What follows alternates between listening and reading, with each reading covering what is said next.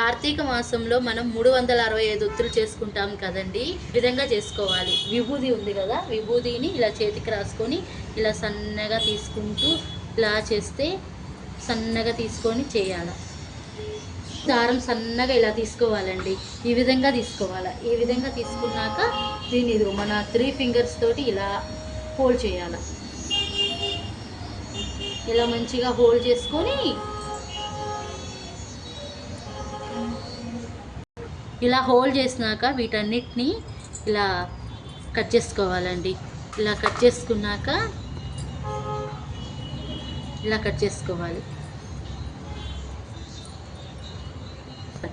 ఇలా కట్ చేశాక వీటన్నిటిని ఇలా పెట్టుకోవాలండి. ఇలా పెట్టుకున్నాక ఇవ్వండి చూడండి, ఇవి 100, ఇవి 100, ఇవి 100, మొత్తం 300 ఇవి. ఇంకా నేను 65 ఒత్తులు బ్యాలెన్స్ చేయాలి.